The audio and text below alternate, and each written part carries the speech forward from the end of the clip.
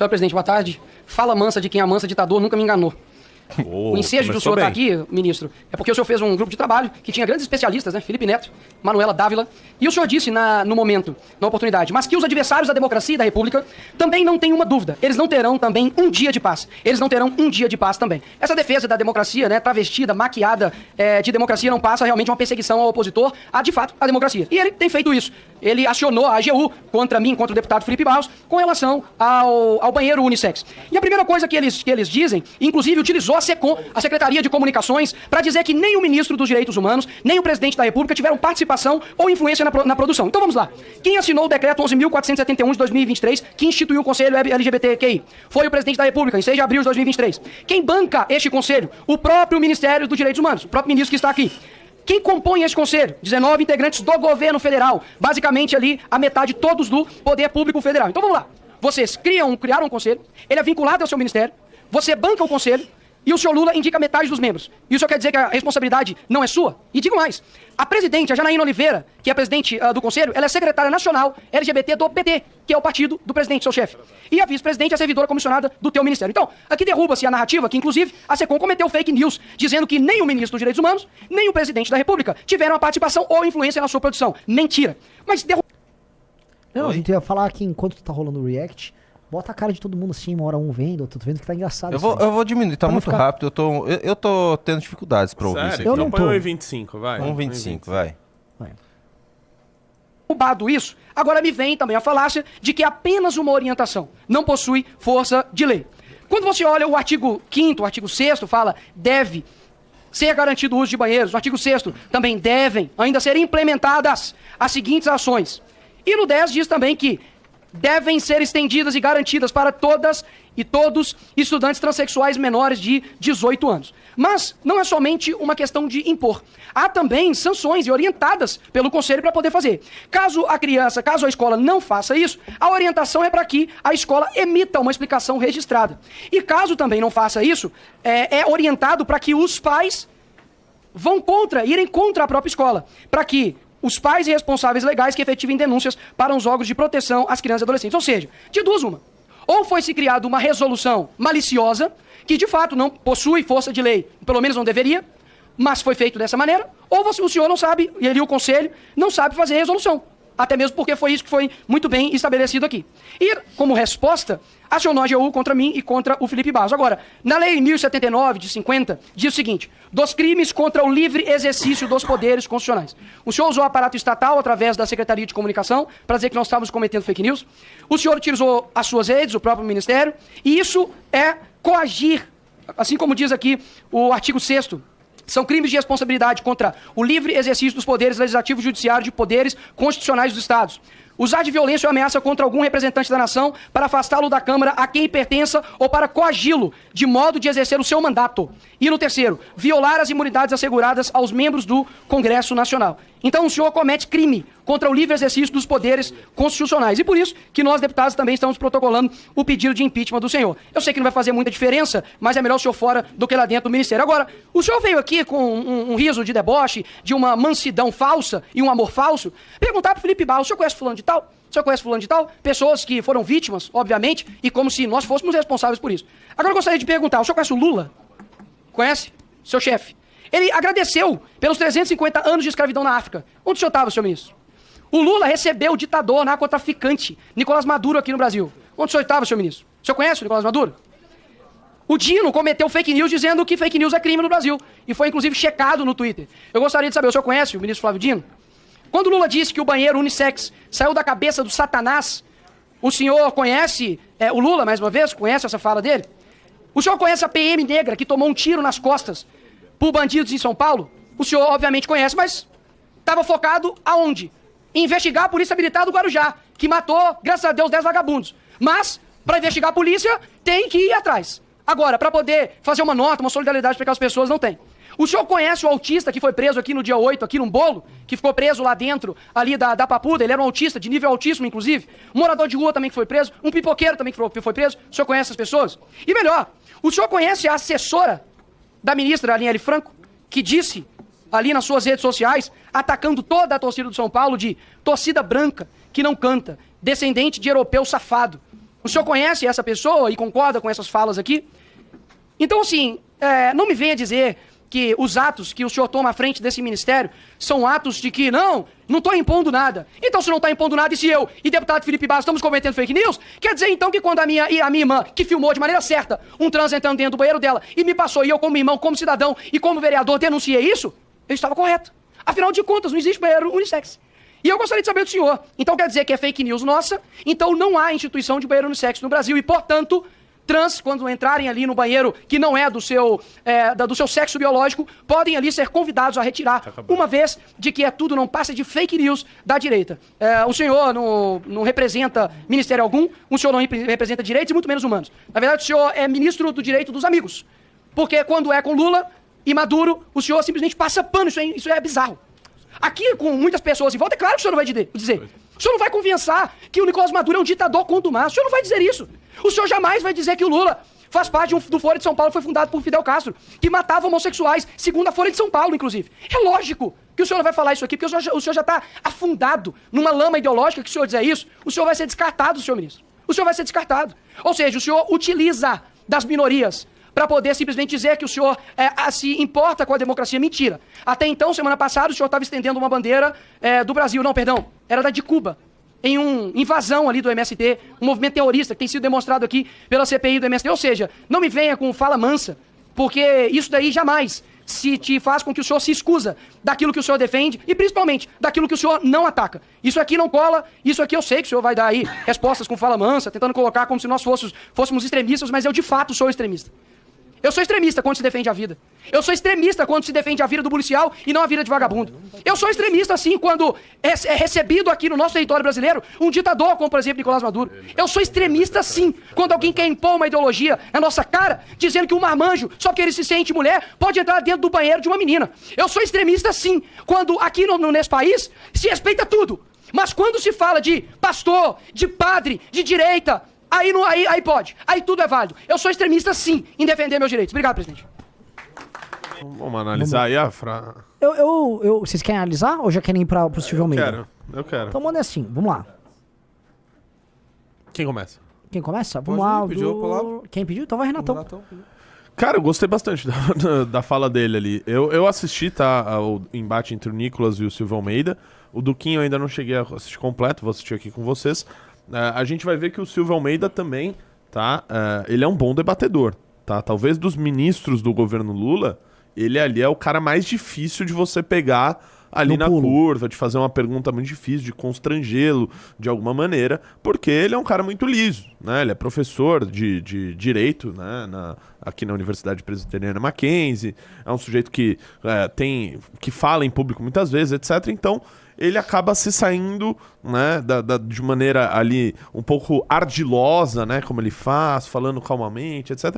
E acaba fugindo aí de algumas respostas, tá? Mas ele também é um bom debatedor, é justamente por isso a gente colocou aqui nessa live, porque, cara, gostando ou não do Nicolas ali, ele é um sujeito que se comunica muito bem, né? Se comunica muito bem, fala de uma maneira fácil, tem aquele sotaquezinho dele ali que é bastante popular. E ali eu acho que ele foi muito bem nessa. A gente já viu em outras vezes, de CPMI, etc., que ele não foi tão bem, né? Até porque se você comparar intelectualmente ele com o Kim Kataguiri, é 10-0 pro Kim Kataguiri. Mas não há como negar que nessa frase, ou nesse discurso contra o Silvio Almeida, eu achei que ele foi muito bem. Não, ele é um grande comunicador. Pedro, você às vezes tem que enfrentar uns falamansa. Você chegou a ter embates com o Tarcísio Mota, que é um falamansa ali, malandro também, ali da esquerda, né? É bem na linha disso que o Renato trouxe sobre o Silvio Almeida. O Tarcísio é professor, história de muito tempo, sindicalista. Então imagina o cara que dá aula, né, segunda, terça, quarta e quinta no Colégio Pedro II, na rede pública, todo dia dando diversas aulas. Ainda é um líder sindical. Ele veio antes de ser vereador e foi candidato a governador porque ele era um líder do sindicato dos professores muito importante para o PSOL. Então é uma pessoa que tem, né, o hábito de falar, de discutir, de lidar com essa pressão com tranquilidade. E é um cara que tem esse jeito de que ele discorda de você, mas faz uma cortesia, faz uma brincadeira e acaba dando uma quebrada, que não é muito o estilo do Silvio, porque o Silvio Almeida ele é muito duro, né, muito turrão. O Tarcísio já é aquele cara que tem posicionamentos até bem extremados, mas que leva na brincadeira. São pessoas difíceis de você debater, né? O Nicolas tem um pouco esse lado de que muitas vezes ele tá brincando, né? Ele faz uma brincadeira, ele ri, ele ironiza. Nessa pauta ele foi muito bem, em outras acaba que ele vai demais pra palhaçada e perde credibilidade, parece uma figura, né, caricata que ninguém leva a sério, mas nessa ele conseguiu manter um tom firme e botou o Silvio Almeida na parede, e até esse contraponto às vezes é difícil, porque o Silvio, né, por ser professor universitário, ele tenta ir para um lado muito rebuscado, às vezes ele tem umas tiradas elaboradas, o que mostraria ele até como alguém mais de uma elite frente a um discurso simples do Nicolas, que traz uma reflexão em tons simples, como o Renato disse, num discurso simples, com sotaque que as pessoas, né, têm uma certa simpatia. E o Nicolas foi bem aí nessa com relação ao Silvio Almeida. Eu já vou pedir pra botar já a do Silvio e aí a gente volta com o Jota comentando o Silvio. Bora. Boa. Bora, bota o Silvio antes. A resposta dele pro Nicolas, né? Bom, a primeira coisa que... Posso começar, deputado? Muito obrigado. Deputado, eu acho que é importante, deputado, nesse momento, eu tentar me falar sobre uma enorme injustiça que pesa sobre o senhor. Não sei se é injustiça, embora as pessoas que o façam, elas tenham sua parcela de razão. O senhor muitas vezes é chamado de menino, até pejorativamente, quer dizer que não concordo com isso de moleque ou coisa do gênero. Quer dizer que eu discordo disso, porque, na verdade, a sua fala demonstra, e o cargo que o senhor ocupa também demonstra que o senhor é um homem. E, por ser um homem, o senhor deve ser tratado como tal. E deve ser responsabilizado como se responsabiliza um homem. Eu acho que, portanto, chamá-lo de menino, moleque, coisa do gênero, apenas ajudam o senhor nessa postura, que parece uma postura, vamos dizer, de um garoto, mas, na verdade, é de um homem que sabe muito bem o que faz e que deve arcar com as responsabilidades. Eu entendo que o senhor esteja um pouco assustado, né, por conta do fato que o senhor vai ter que, de alguma maneira, e já vem respondendo, né, vai estar respondendo os processos por transfobia, está respondendo uma série de acusações que, obviamente, que não sou eu que vou determinar, mas é a justiça brasileira que vai determinar. Eu não tenho problema nenhum, o senhor disse aqui que vai tomar providências em relação a isso. Nós temos, então, um encontro marcado nos tribunais, deputado. Então, o senhor fique absolutamente à vontade e a justiça brasileira vai dizer quem tem razão e quem não tem. Agora, mais uma vez, eu quero reafirmar aquilo que eu disse. Eu vi também, não sei se é verdade, que parece que o senhor é formado em Direito, né? Eu sou professor de Direito há muitos anos, eu custo acreditar, porque poucas vezes eu ouvi tantas coisas absurdas, tantas coisas erradas sobre direito administrativo. Eu tenho alguns amigos que dão direito administrativo, acho que a gente precisa rever isso no Brasil, o ensino jurídico administrativo, porque é um absurdo. Primeiro, a pessoa afirma que decisões de um conselho eventualmente podem ter força normativa. Isso é errado em tantos níveis e é tão absurdo, né, que não faz o menor sentido. Ele cita um decreto, o decreto que cita o conselho, que cria o conselho. O que eu acho estranho nessa coisa, eu não entendi. Não era para o conselho existir, não era para ter conselho, até porque o texto dessa resolução que é retirado do conselho é um texto que é reproduzido de uma resolução de 2015, ou seja, que atravessou o governo que o senhor apoia. Eu não entendo por que, então, que não se criou essa fantasia delirante que os senhores chamam de banheiro unissex. Se existe uma resolução de 2015 e que, por acaso, né, foi assinada pela mesma pessoa, se não me engano, eu queria saber por que então, esses banheiros eles não foram implementados, né?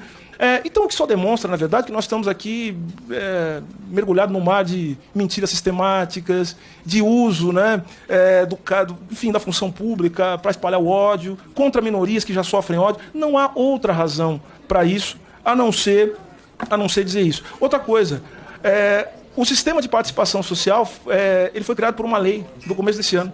Esse sistema de participação social que faz com que conselhos que anteriormente foram extintos pelo governo de Jair Bolsonaro tenham sido recriados para propiciar a possibilidade das pessoas participarem democraticamente. Agora, deputado, se o senhor acha que de alguma maneira o senhor tem alguma razão no sentido para se insurgir contra as providências que tomei, o senhor que vai em frente e sabe o senhor, se mentir de novo, eu farei de novo. Deputado Nicolas. A gente vai ver a tréplica? Tem a tréplica do Nicolas e do Silvio. Então, eu acho que aí assim. Vamos analisar agora. A gente pode fazer um réplica, quinho agora. Mas vamos analisar a réplica do Silvio com Jota. Jota. Gente, primeiramente, assim, passando rápido pelo discurso do Nicolas, que eu acho que vai muito da resposta do Silvio. Ainda que a gente possa analisar essas duas falas como praticamente falas separadas, né? Então, O Nicolas, ele ataca várias questões, o que eu acho que o Nicolas é um excelente orador, mas eu acho que faz o estilo do Nicolas querer falar sobre muitos assuntos e muitas vezes dificultar um pouco a compreensão do interlocutor. Isso facilita um pouco para o Silvio Almeida na hora de rebater, porque ele pode escolher qual dos muitos tópicos que o Nicolas falou ele vai responder. Por exemplo, se o Nicolas tivesse investido muito mais, que eu acho que é o clímax da fala do Nicolas, na questão do dos PMs negros e da morte no Guarujá, eu acho que ele coloca o Silvio Almeida como um ministro dos direitos humanos numa saia muito mais justa do que perder tempo falando em Nicolás Maduro, em perder tempo falando em Cuba, né? Então, como é que se tira um intelectual da sua zona de conforto? Tirando ele do ar-condicionado, de onde ele formula as suas teses, as suas teorias, onde ele constrói os seus capítulos de livros inspirados nas lutas raciais norte-americanas e coloca ele na realidade brasileira. Quando o Nicolas ele fala dos PMs negros e do Guarujá, ele consegue fazer isso. Só que quando ele joga isso para uma questão mais ideológica, mais superficial, a gente vê que o Silvio Almeida ele consegue ser um pouco mais safo, ser um pouco mais maleável nessas questões. E a própria resposta do Silvio Almeida pode começar que ele fica quase 1 minuto dando um carteiraço no Nicolas, né? Então ele utiliza termos como assustado, menino, moleque, né? Bem naquele estilo passivo-agressivo do Silvio, né? Então ele vem com aquela análise dizendo que, olha, veja bem, não que eu concorde com essas afirmações, mas moleque. Não que eu concorde com essas afirmações, mas menino. Então ele sempre busca reforçar isso como uma tentativa de intimidar o Nicolas, que eu tô muito ansioso para saber qual foi o retorno dele e o posicionamento diante do comportamento do Silvio Almeida. Mas é isso, foi muito bem colocado pelo Renato. O Silvio ele sempre consegue ser muito maleável e muito adaptável aos ambientes quando ele é colocado em zonas de conforto. Eu só vejo o Silvio Almeida saindo dessa zona de conforto quando atacam alguma situação que ele vive ou já viveu ou que ele tem um maior respaldo popular. Porque o Silvio Almeida é um cara de fora da política, né? Então, e é um cara que não trata muito sobre temas ideológicos, né, propriamente dito, além da questão racial. Então, quando tu consegue, de certa forma, colocar os temas que estão sendo discutidos na atualidade e promovidos pelo Ministério dos Direitos Humanos em contradição com o governo Lula, é importante que sempre se coloque em conexão com a produção acadêmica do Silvio Almeida. Daí ele perde o controle.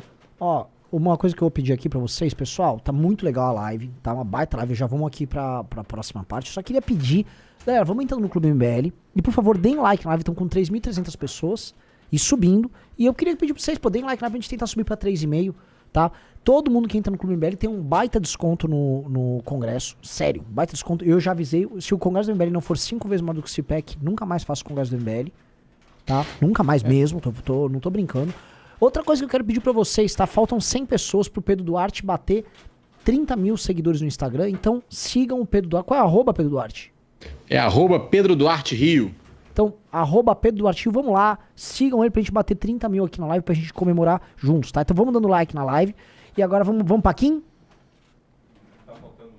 Faltando alguém analisar isso? Não, eu posso fazer eu, porque já foi o Jota... Não, tá Não, faltando que foi assim, uma. o Renato e o Pedro fizeram o do Nicolas, aí o Jota fez... Que ainda tem a réplica do eu já Silvio. ia pra esse lance. Eu volto Tem certeza? Porque assim, agora eu fica achei mais que é quente. interessante, porque na minha análise eu vi os dois jogarem no mesmo campo e o Nicolas deu um varelho. Porque assim, ele não trouxe nada de novo, ele só ameaçou o Nicolas, chamou ele de moleque, querendo não chamar de moleque.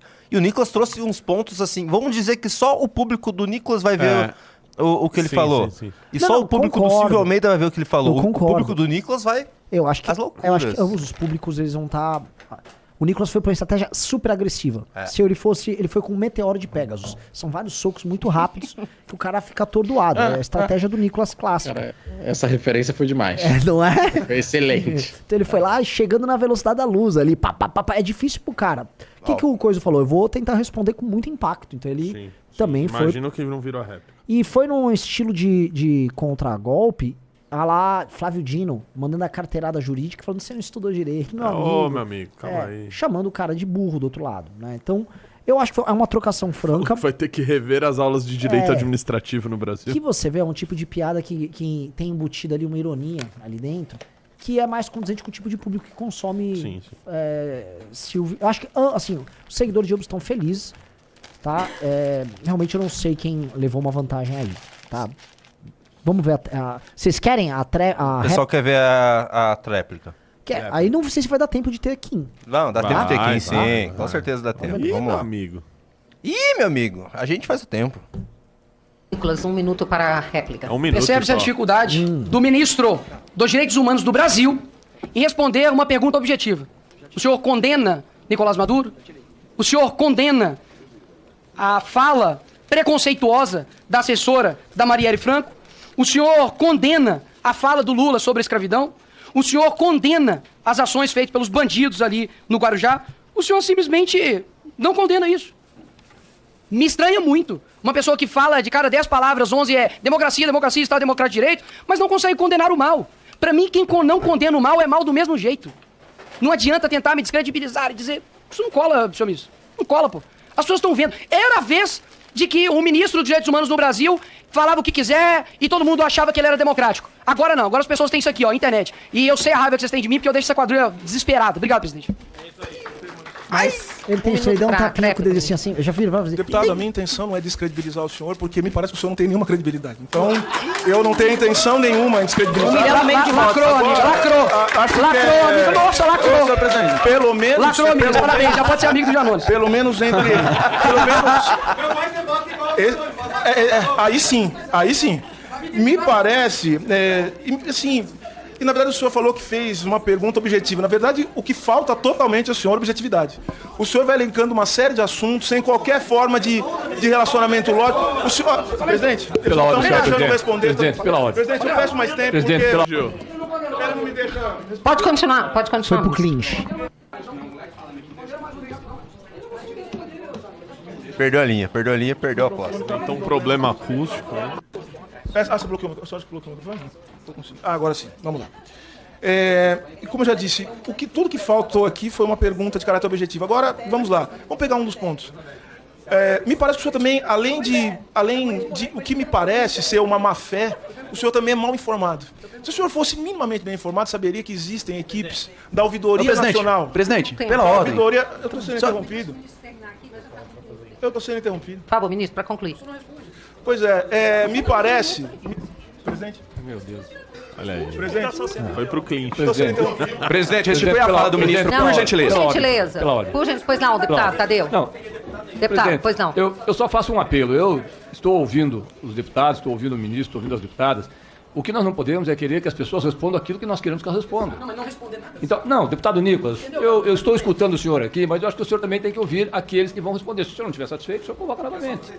Agora, o que não dá é para ficar o tempo todo interrompendo. Então, a senhora tem conduzido com muita, e eu respeito muito a senhora, com muita paciência, inclusive.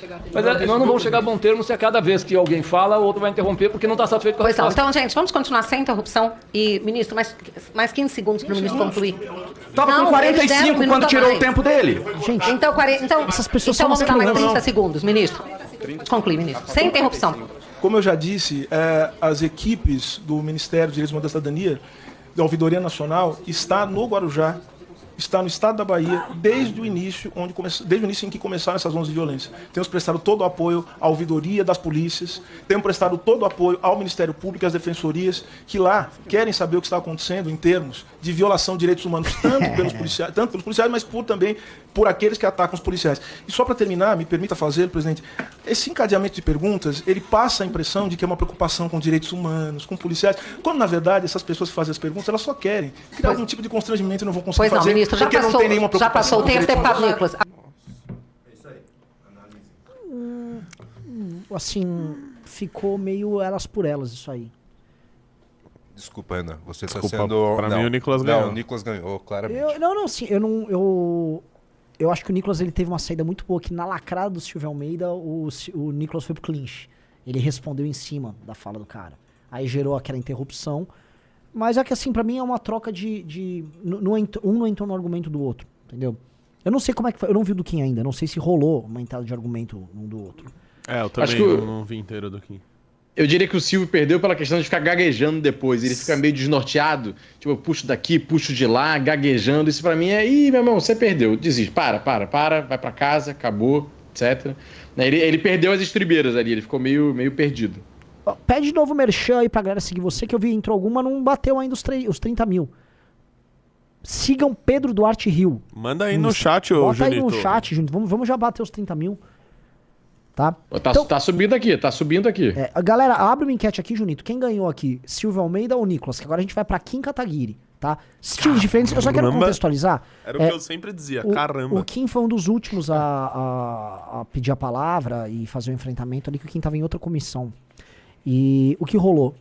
Antes do Kim, vários, além do Nicolas, foram pra essa linha do Nicolas. As perguntas foram mais ou menos as mesmas. Tá? E foram pra uma linha de buscar ofensa e o Silvio Almeida tava se saindo bem.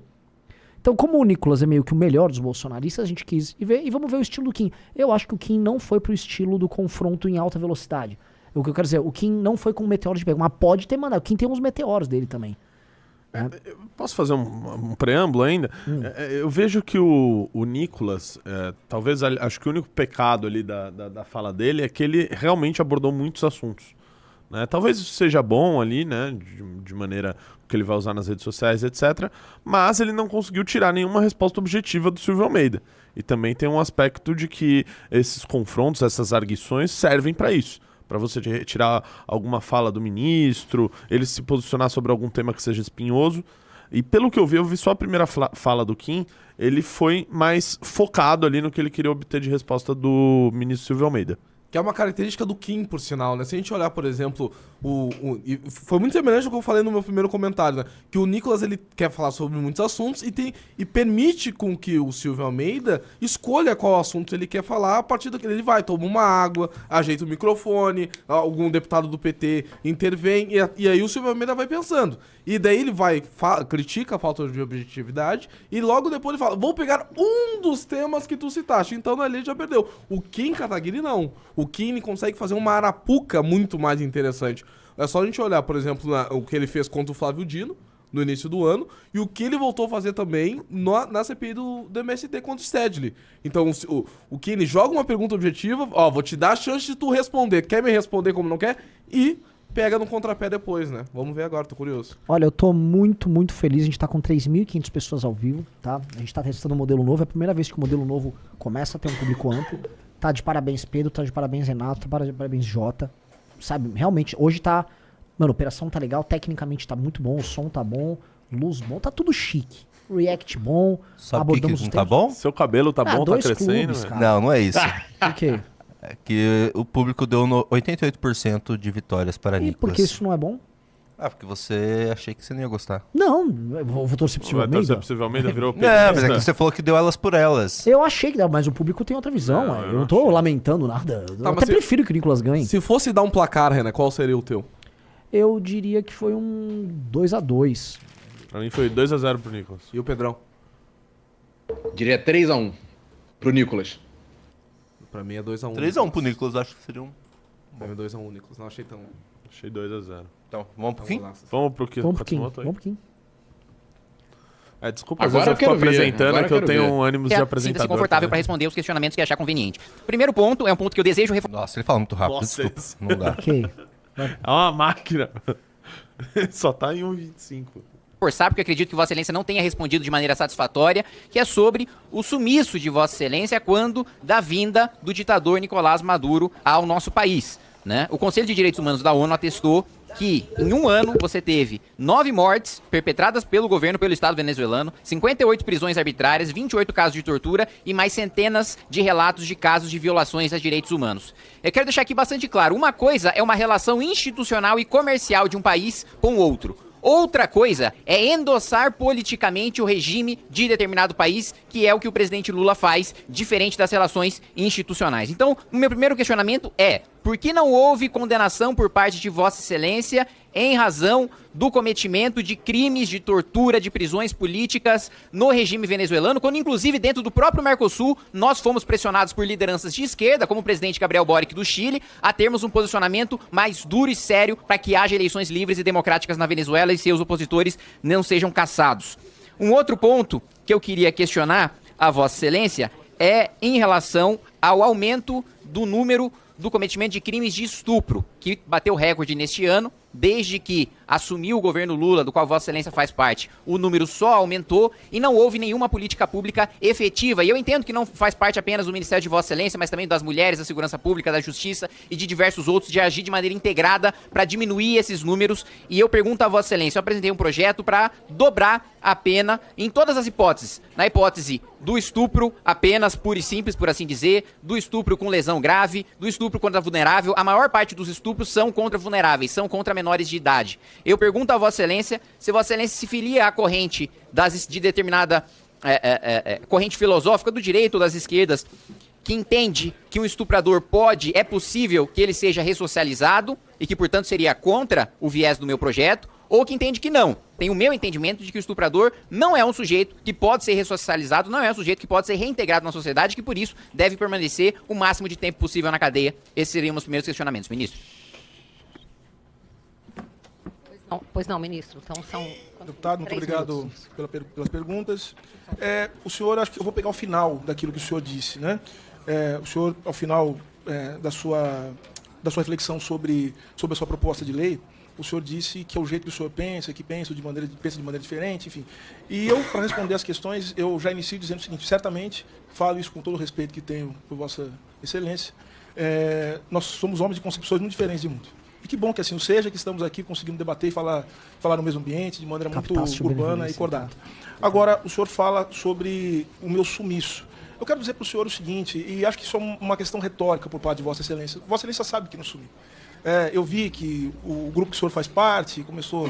me mandaram isso, né? Olha o Jota aí. Na verdade, não sumi, estava no Brasil, obviamente. Se engana, enfim, só que eu não sou o condutor da política externa brasileira, para começar.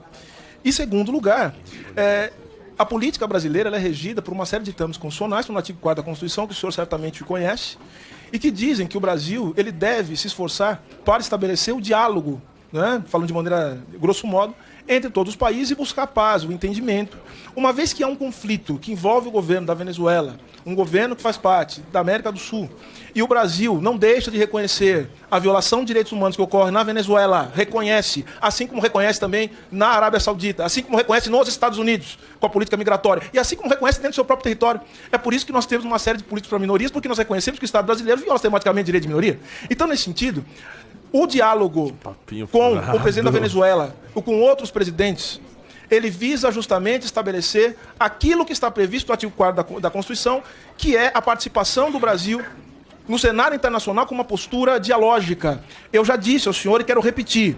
Houve uma mesa que foi criada em conjunto com uma série de países. Ali. Né? E esse conjunto de países determinou, você estabeleceu uma resolução conjunta de que ia se estabelecer um diálogo, inclusive com a oposição venezuelana, para se chegar a um bom termo em relação ao que acontece lá. Eu acho que essa é a melhor maneira de resolver conflitos, sem sangue, sem morte, sem destruição.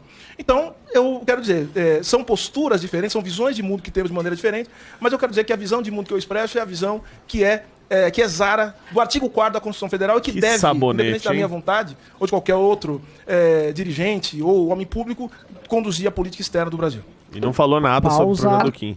Pausa. Vamos analisar agora. Vamos começar a fazer a análise do primeiro round dos dois, tá? O estilo do Kim, eu vou passar a minha análise primeiro, e aí vamos fazer o seguinte, duplinhas, eu e Renato, e depois... Ou querem todos analisar? Todos analisar? Vamos ser breve cada um. Cada um. Eu vou começar. Estilo do Kim muito diferente do Nicolas. O Kim, ele já também deu os meteoros de Pegasus dele em outros casos, que é ele soltar vários argumentos e fatos, mas claramente o Kim não preparou nessa primeira fala, vamos dizer, um vídeo único de rede social. O Nicolas tem, e talvez esse seja o objetivo dele, a obtenção de um vídeo matador de ataque, elencando várias contradições ali do Silvio Almeida. O Kim, acho que ele tá fazendo a estratégia de jogar o Silvio Almeida em dois temas, para que o Silvio Almeida responda ou não responda, e assim o Kim tenha uma tréplica e ele possa se aprofundar no tema, que é outro estilo de debate que eles fazem ali. O Kim, ele abordou tanto um tema externo, que havia sido alvo de uma crítica do Jota sobre a postura do Nicolas, mas ele também trouxe um tema interno enquanto pergunta.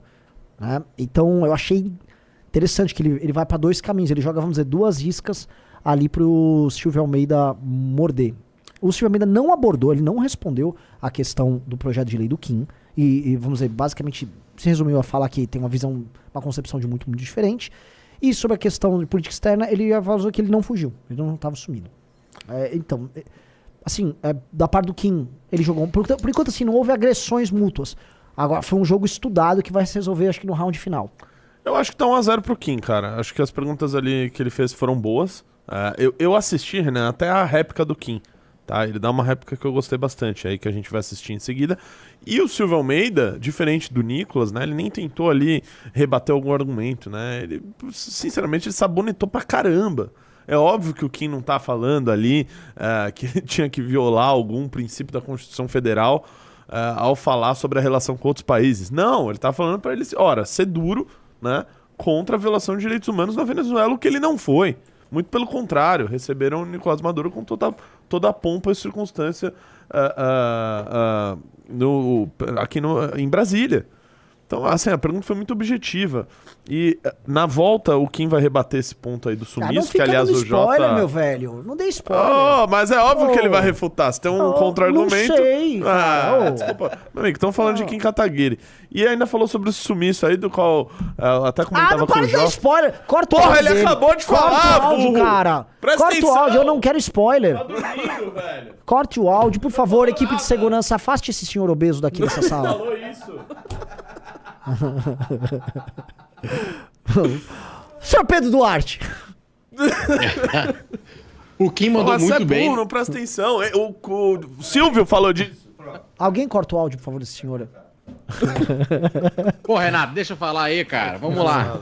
O Kim mandou muito bem, fez perguntas super objetivas e deixou o Silvio sem resposta. Ele precisou ficar enrolando e vendendo muito um papo de isso cabe a outro ministro, eu não posso pressionar, porque é um discurso que, de certa forma, cola fácil na cabeça das pessoas, de algumas pessoas que pensam, mas aí ele vai criar um climão dentro do governo, quem toca isso é outra pasta, ele tem que respeitar, né, o presidente que nomeou ele, etc. Mas é um discurso mentiroso.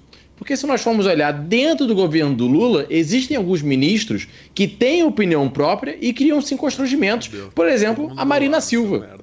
Quando a gente pega esse debate agora do setor de petróleo, exploração, todo mundo sabe que o governo, o próprio Lula, já teve uma posição de que não, tem que explorar na Amazônia, é importante, vai gerar emprego, e a Marina abertamente tem uma posição contrária, que sai em toda a mídia. Agora, na questão dos agrotóxicos, o ministro da Agricultura tem uma posição e a Marina tem outra. Então, quando o ministro quer sim se colocar, quer causar constrangimento, quer tensionar, ele tem total condições de fazer isso e tem exemplos dentro desse governo. Então, se o Silvio Almeida não quer, né, discutir com o Lula, não quer divergir dos outros ministros, tem dois motivos. Ele não tem mínimo de força para isso, ele não tem condições de fazer isso, ele tem medo de fazer isso porque está apegado no cargo, ou ele, na verdade, concorda com o governo e é, sim, amigo do Maduro, assim como ele postou recentemente foto com a bandeira de Cuba, que é outro país que tem um histórico de violações a direitos humanos. Então, das duas umas, ou ele é um bunda mole e tem medo de divergir dentro do governo porque está agarrado no cargo, ou ele de fato concorda e gosta sim do regime venezuelano e por isso nunca vai fazer nenhuma crítica às violações que estão lá e não vai muito menos, né, apoiar aí o projeto do Kim para de fato trazer um combate a estupros e outros crimes que acontecem no Brasil. Sr. J. Jr. O Pedro foi perfeito agora no final dessa fala dele, principalmente porque eu concordo nesse apego do Silvio Almeida ao cargo. Pra mim tá muito claro isso. O Silvio Almeida, ele gostou de ser ministro. Cabe ressaltar que o Silvio Almeida, ele não era um político. O Silvio Almeida, ele nunca foi envolvido com vida partidária, por exemplo. E muito desse afastamento do Silvio Almeida da vida partidária foi alvo de crítica tanto do Lula, porque chegou um momento que o cargo do Silvio Almeida esteve na mesa do Lula dizendo que estava descontente com a atuação do Silvio, porque ele era um ministro que não ia pra rua. É claro que ele não ia pra rua. O Silvio Almeida não tá lá pra ir pra rua. O Silvio Almeida tá lá pra agradar um segmento do PT, um segmento do eleitorado, progressista, muitas vezes universitário, muitas vezes que vive dentro de uma bolha que...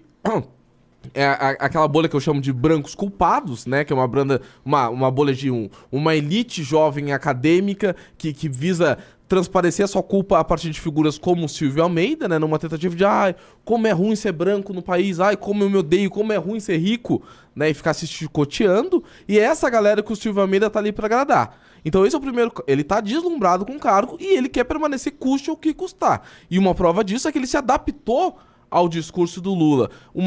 Essa semana a gente teve também, é algo que tá sendo um pouco comentado, o Silvio Almeida desistiu da ministra negra, gente. O Silvio Almeida foi pra imprensa e disse, não, Olha só, nós vemos o Bruno Dantas, nós vemos outros nomes que são hoje brancos, que não têm representatividade, então eu tô com o Flávio Dino. Então esquece a ministra negra. O Silvio Almeida abandonou a tese de ter uma ministra negra exclusivamente para servir o governo Lula. E antes de pular para a continuação do vídeo, eu queria só citar um pouquinho desse confronto, que eu acho que tem uma diferença de estilo muito grande. E eu acho que esse é o grande... uma diferença de forma de debate. E quando tem um formato mais estilo Kim Kataguiri, que é um estilo primeiramente respeitoso, primeiramente que é um discurso que ele não é agressivo, mas que ainda assim é um discurso incisivo. É esse o estilo do Kim Kataguiri. E sempre montando uma arapuca, né? Montando um labirinto que fica difícil para o interlocutor fugir. Veja bem, o Nicolas, ele argumentou aborto, democracia, Venezuela, PMs, família e Deus. Foram todos esses tópicos que o Nicolas abordou. Meteoro de Pegasus. O Kim chegou lá e falou assim, Nicolas Maduro estupro. Ele demorou, ele respondeu uma só. E não respondeu como o Renato disse. Ele só sabonetou, tendo 2 temas para responder. Então isso exemplifica muito mais pro público, inclusive pros seus apoiadores, aquilo que tá claro para todos nós. O Silvio Almeida não estava pronto para assumir um cargo do ministro dos Direitos Humanos do Brasil. Brabo. Acabei de receber no ponto eletrônico um comunicado bem rápido que eu vou passar pra vocês. Por favor, deem like, a gente vai bater 4.000 pessoas agora, se vocês derem like. Mas tem que dar todo mundo like agora. E a segunda coisa, o Ministério dos Direitos Humanos entrou em contato agora com a gente. Eu gostaria de falar que o Renato não deve ter, vamos dizer, sua conduta e sua pessoa diminuídas pelo fato de ser portador de alguns quilos a mais. E muito pelo contrário, eu fui muito mal educado em cortar o microfone dele, demonstrando que eu tenho tendências não apenas autoritárias, mas gordofóbicas também. Então fica aqui, em nome da equipe do MBL News, o meu pedido de desculpas ao senhor Renato, que de lanches não tem nada, é muita salada e muita perseverança. Não, tranquilo da minha parte, eu só peço que você preste mais atenção aí no programa, né, fala dos outros, pra você não dizer que eu tô dando spoiler, sendo que eu tava falando da fala que nós todos aqui, nossa audiência absolutamente qualificada, também tava presenciando, tá bom? Ok, então vamos, por favor. Eita, toma essa. Ih! Pra já entrar no clima do react. Porrada. Vamos continuar? Bora, por favor. Vamos lá, então. Aqui. Kim, pelo tempo de liderança agora? Isso, agregar o tempo de réplica de liderança, presidente. Réplica. Primeiro, ministro, eu acho que Vossa Excelência, quando eu fiz essa afirmação, estava distraído. Eu disse que não negava a importância de relação institucional e de relação comercial com outros países, independentemente dos seus regimes. Como dita a Constituição, como Vossa Excelência mesmo disse. O que eu condenei foi o endosso político ao regime venezuelano que há por parte do presidente Lula. E o sumiço, e que nós denunciamos de Vossa Excelência, evidentemente Vossa Excelência sabe que não é um sumiço de fato, não é um sumiço do espaço-tempo, é um sumiço midiático-político, de falta de posicionamento, de falta de ser vocal, como Vossa Excelência é em tantas matérias, deixou de ser quando um ditador sanguinário teve o seu regime endossado politicamente, pessoalmente, pelo nosso presidente da República, que é o seu chefe. Também não houve resposta, senhor ministro, em relação a questão do estupro, em relação às políticas públicas de combate ao estupro, e se há um entendimento por Vossa Excelência de que um sujeito que comete um crime de estupro pode ser ressocializado, deve retornar à sociedade, o Estado deve empreender esforços e recursos para que alguém que cometa um estupro volte a conviver em sociedade, ou se não, se esse sujeito, como eu defendo em meu projeto, coloquei na minha primeira fala, deve ficar preso o máximo de tempo possível. Outro questionamento que gostaria de fazer a Vossa Excelência, senhor ministro, é sobre o Tribunal Penal Internacional. O presidente Lula já aventou a possibilidade, e o Partido dos Trabalhadores já denunciou o ex-presidente Jair Bolsonaro no Tribunal Penal Internacional. E o próprio presidente Lula já falou sobre o Tribunal Penal Internacional, sobre a possibilidade dele prender o ex-presidente Jair Bolsonaro.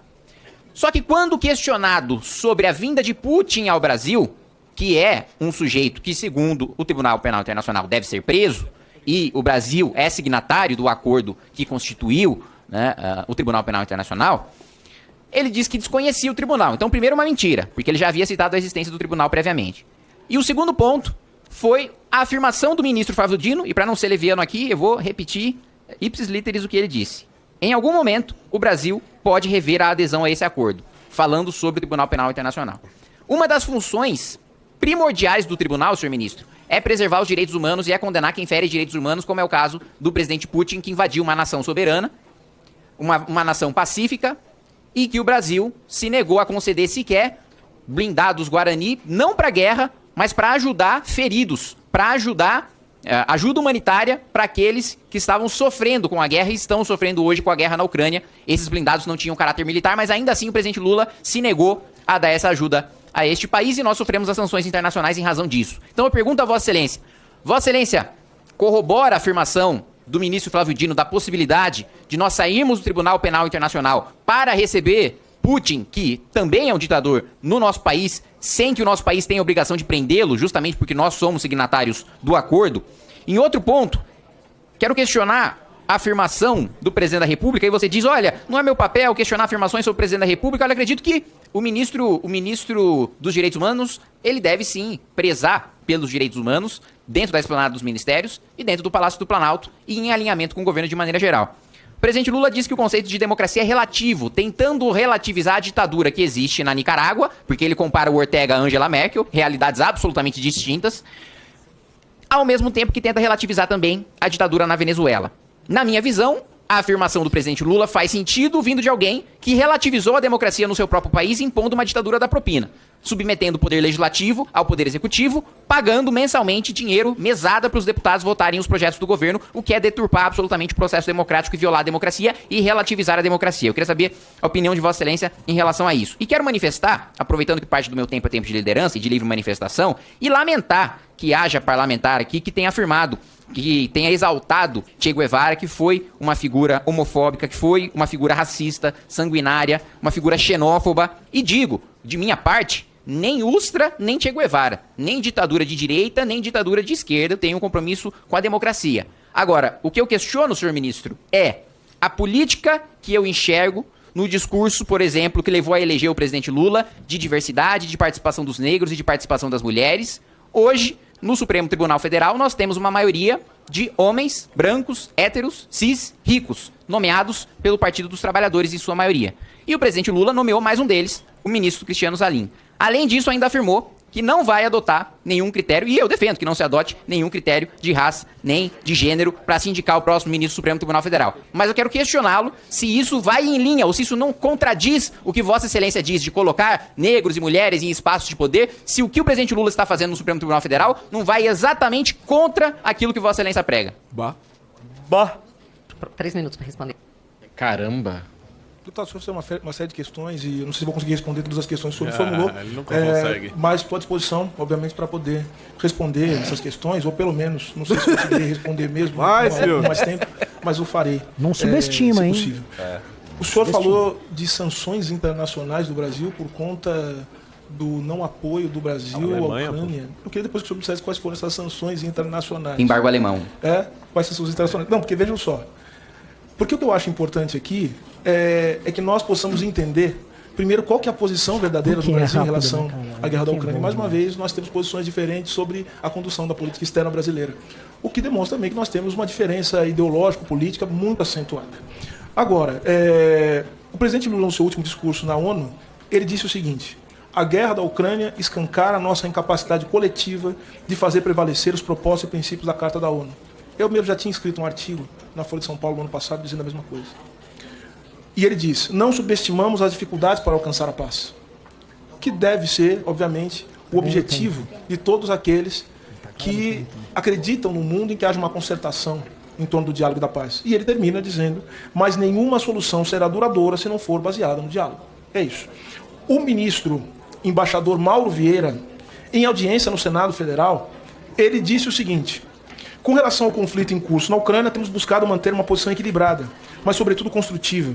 Condenamos a violação da integridade territorial ucraniana, condenamos no Conselho de Segurança da ONU, assim como na Assembleia Geral das Nações Unidas. Ao mesmo tempo, nos posicionamos contra as tentativas de isolamento da Rússia nos foros internacionais por um motivo muito simples: porque diminuem o espaço de diálogo e reduzem a chance de uma solução negociada do conflito.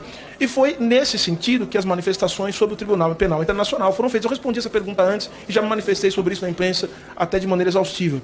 Eu disse o seguinte: sob o ângulo institucional, e foi assim que me manifestei, em momento algum o Brasil deliberou formalmente ou sequer discutiu a saída do Brasil do Estatuto de Roma.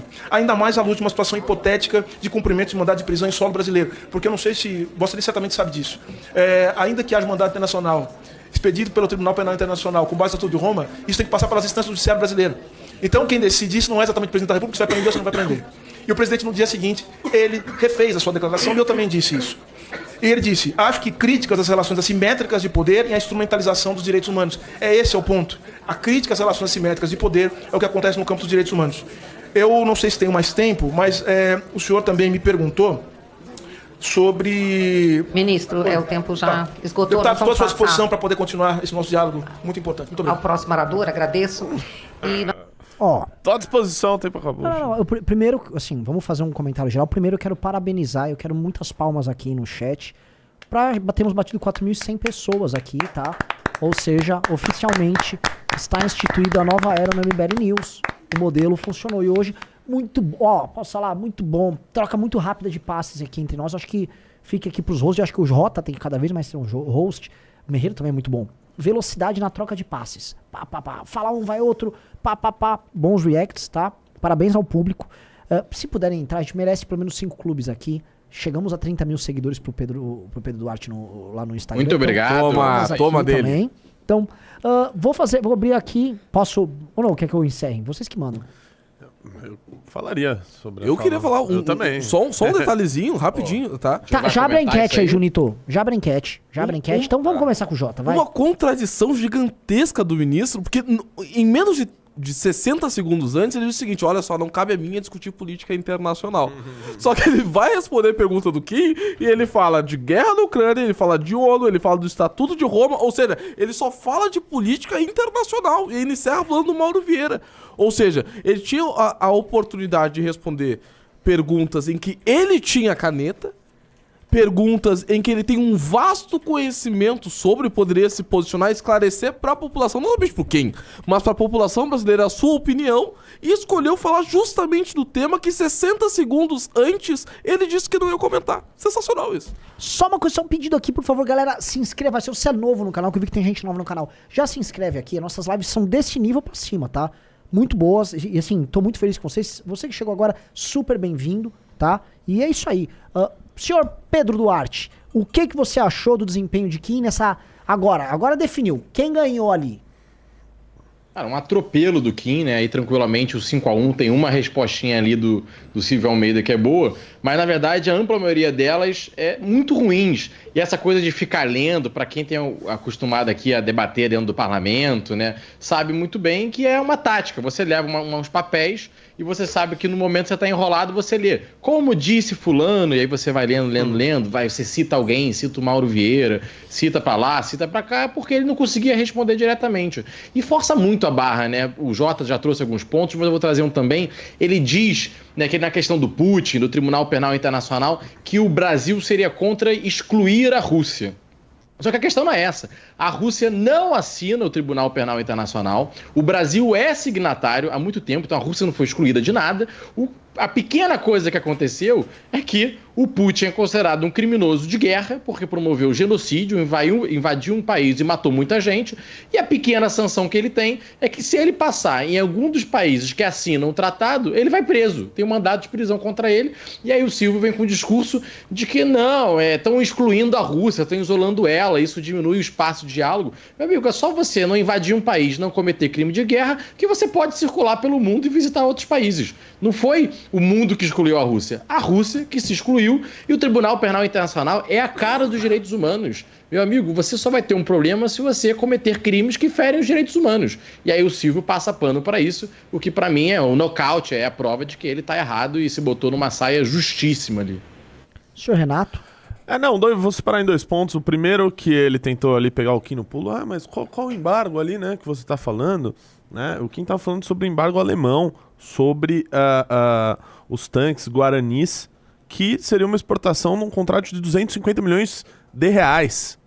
250 milhões de reais, isso porque tanto o Lula quanto o Bolsonaro não quiseram, né, contribuir com 25 milhões de reais para a Ucrânia. Então me parece uma conta que comercialmente, matematicamente, faria sentido para o Brasil. O segundo ponto, que nem o Pedro disse, o Tribunal Penal Internacional é o seguinte, o Brasil é signatário desde 2003, 2004 e se tornou, portanto, lei no Brasil, decreto legislativo promulgado pelo Congresso Nacional em 2004, 2005. Portanto, se Putin pisa aqui no Brasil, há uma lei, né, que coloca o Tribunal Penal Internacional, a legislação do Tribunal Penal Internacional do Brasil e, portanto, deveria se cumprir. Eu até falei à época no meu Twitter, olha, se o Brasil não quer cumprir com uma legislação própria, uma vez que essa legislação foi ratificada pelo Congresso Nacional e promulgada pelo Congresso Nacional, que se saia do tribunal, que saia do Estatuto de Roma. E aí nós veremos as consequências que terão perante o Brasil. Agora, ou, né, uma terceira opção, que é realizar a cúpula do G20 aqui, esperar que o Vladimir Putin apareça apenas por vídeo, igual ele fez na África do Sul, e não comprar uma briga para trazer um sujeito, um ditador, um sanguinário como Vladimir Putin aqui, em troca da gente ou não cumprir com uma legislação que faz parte hoje da legislação brasileira, ou a gente ter que sair de um tribunal que faz parte de 123 países no mundo. Não me parece nenhuma das duas boas ideias. Muito bom, muito bom. Eu vou agora aqui fazer uma questão, minha parte bem simples. Acho que são estilos tão diferentes de debate que rolaram. Aqui, o Kim ganhou aqui por 97-3 aqui do Silvio Almeida. Eu já vou pedir para agora fazer a final. A finaleira é Kim versus Nicolas. Quem foi melhor? Por favor, Kim versus Nicolas. Não, vamos saber qual aqui com o nosso público. E eu quero que vocês não sejam, Kim ganha. Porque é o seguinte, eu acho que o Nicolas obteve cortes rápidos e simples e diretos para as redes sociais dele. Então ele atingiu o objetivo dele. É um estilo, assim, eu vou falar o que eu sinto. Parece que eles falam línguas diferentes, tanto o Nicolas quanto o Silvio Almeida. Parece que é uma parede no meio, e aí o Nicolas falou algumas coisas que apenas atendem ao quarto que ele tá preso, à bolha, e o Silvio Almeida respondeu para a própria. Então não houve interação real. Eles não entraram dentro do argumento um do outro em nenhum momento, tá? E me parece que isso é uma coisa do estilo do Nicolas. O Nicolas é muito veloz, ele tem um raciocínio muito rápido, isso é inegável. O Nicolas deve ter que ir alto, inclusive.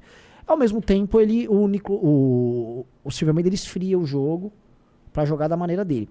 Com o Kim ele fez ele realmente empurrou o Silvio Almeida pra discussão. O Silvio Almeida teve que entrar em algumas discussões. Entrou na do Putin, e claramente, como disse o Pedro, ele estava lendo o argumento. Os argumentos sobre o projeto de lei do Kim. O Kim também falou do caso da Venezuela, e o Kim ainda retrucou ele sobre o caso da Venezuela, e ele não entrou no tema. Ele basicamente fugiu de qualquer resposta, e onde ele tentou dar uma lacrada no Kim, falando no aspecto do o movimento de vocês falou que eu sumi, mas não sumi, Deus tivesse esses moleque aí. O Kim explicou, não, olha só, o projeto do Kim, né? Ele evitou falar completamente. Então eu acho que o Kim obteve uma resposta, mas entenda assim, como se eu fosse falar em redes sociais, o Kim obteve uma boa resposta para um vídeo longo no YouTube. E o Nicolas obteve um bom corte pro TikTok dele. Essa é a real. Eu prefiro o estilo do Kim, mas eu entendo que talvez é um tipo de coisa que não se adapte a essa linguagem das redes que o Nicolas vive tão bem. Só que ao mesmo tempo, veja só o final. O ministro, a parede foi quebrada ali com o ministro falou, estou disposto a conversar mais sobre esses temas. Não que eles vão virar amigos, pelo contrário. Mas o que me parece é que é um enfrentamento possível. É possível ter um grande debate, assim, os dois marcaram um debate, sabe, extenso entre ambos. Que, enfim, se for falar em enriquecer as pessoas em termos políticos e culturais, vale a pena, entendeu? E aí, obviamente esse debate não irá acontecer, mas é interessante como o Kim é visto pelos adversários, né? Claro, de uma maneira muito respeitosa, né? Eles respeitam ali o Kim Kataguiri como parlamentar, como debatedor. Diferente do Nicolas, né? Tanto que aí eles já partiram pro esculacho ali, um contra o outro. E só mais um ponto, o Kim citou o projeto dele ali, que dobra as penas pra estupro, e o Silvio Almeida não respondeu. Parece um negócio que pega um pouquinho mal, né? Ter fugido dessa pergunta. E aqui na enquete tá dando 89-11 pro Kim, tá? Não sei se vocês concordam, Pedro e Jota. Eu concordo. Eu acho que tu foi muito feliz na tua fala dessa fala da parede, realmente eu percebo isso. Eu acho que quem comunica melhor pra base, quem acena melhor pra base é o Nicolas. Né? Quem consegue atingir o seu objetivo a partir da figura política que tenta ser. Só que na hora de escolher um parlamentar, na hora de escolher um político, na hora de ser um momento em que o eleitor concentra-se entre ele e a urna, é o Kim.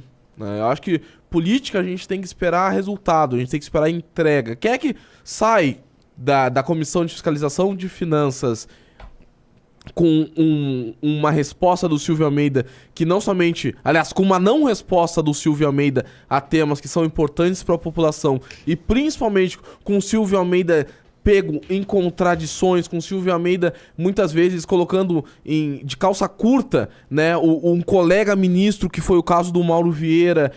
É o Kim Kataguiri. Quem conseguiu entregar aquilo que se espera de um parlamentar é o Kim Kataguiri.